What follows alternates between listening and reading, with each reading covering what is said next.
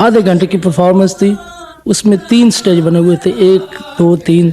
2 number stage पर हम programme कर रहे थे। प्रोग्राम भी वो साहिल समुद्र पर हो रहा था, उसमें सर्दी भी इतनी थी, ओपन प्रोग्राम हो रहा था। तो हमने आधे घंटे के हिसाब से अपना प्रोग्राम शुरू किया।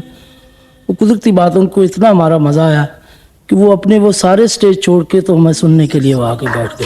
अल्लाह की मेहरबानी से प्रोग्राम जो था वो आधे घंटे का था, मगर उन्होंने हमें सुबह 5 बजे तक सुना। वो उसके बाद फिर प्रेस ने हमारे मतलब क्या इतना लिखा कि ये वह फनकार है जिनको इतनी देर तक सुना जा सकता है। पीटर गैब्रियल उन दिनों में एक फिल्म बना रहा था, the last temptation of Christ ji. उसमें उसको एक आवाज़ की ज़रूरत थी, जिसमें उसने क्राइस्ट को सूली पे लटकाया हुआ है, तो बैकग्राउंड पे आवाज़ उसकी तासुर को नुमाया करने के लिए उसने 1-2 आवाज़ों को रिकॉर्ड किया, मगर उसको पसंद नहीं आ रही थी। जब उसने मेरा वो लॉन्ग प्ले सुना तो उसको मेरी आवाज़ में वो बात नजर आई जो वो चाहता था। फिर उसने मुझे बुलाया इंग्लैंड में अपने स्टूडियो में, बाथ में स्टूडियो है उसका। वहाँ बैठकर हमने डिस्कस की कि क्या सीन की क्या डिमांड है, उसमें क्या होना चाहिए। फिर मैंने उसको मुख्तलिफ रागों में मैंने उसको बताया कि ये है होना चाहिए। फिर आखिर हमने दरबारी राग को सिलेक्ट किया। उस पर बहुत खूबसूरत राग है।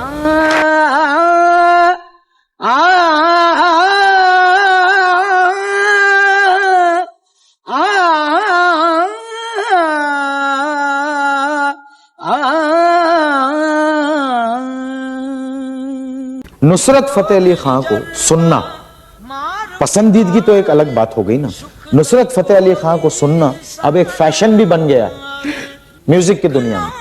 और ये एक क्रेडिट की बात है कि लोग शौक से भी सुनते हैं और फैशन में भी सुनते हैं कि किसको सुनने जा रहे हैं, नुसरत फतेह अली। और फैशन क्यों?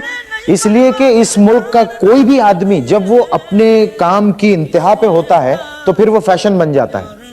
जैसे पेंटर है वो फैशन बन गया, गुलजी है वो एक फैशन है, नुसरत फतेह अली खां फैशन।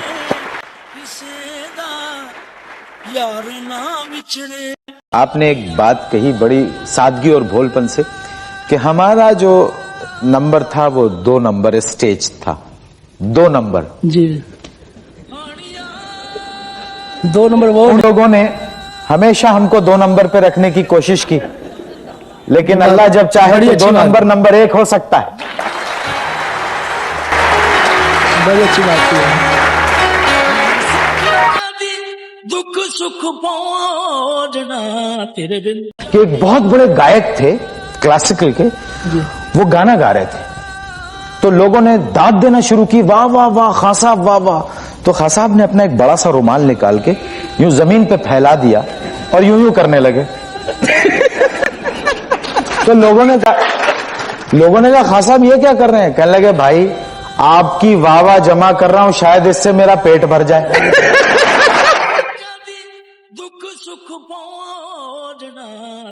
मोहन भाई अपने फन से इतनी मोहब्बत किया कि और किसी मोहब्बत की जरूरत ही महसूस नहीं। हाँ साहब, ये अपनी जान छुड़ाने का बेहतरीन जवाब है ये, जो तकरीबन हर बड़ा आर्टिस्ट देता है कि साहब मैंने अपने फन से मोहब्बत की है।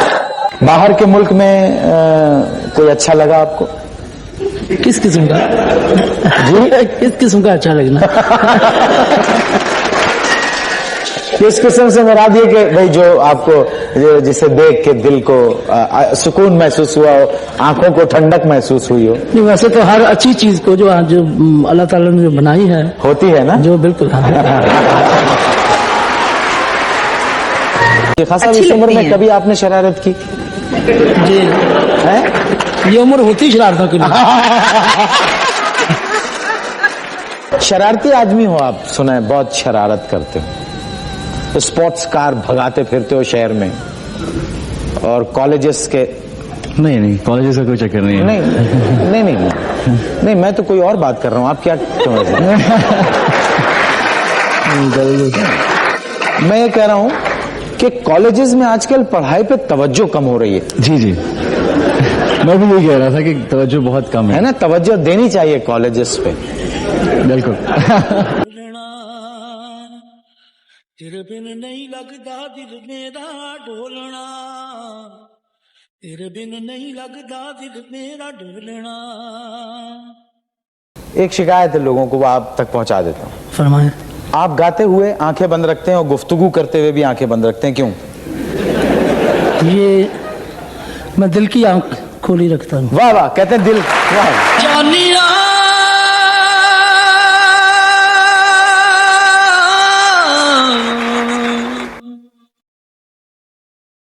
हानिया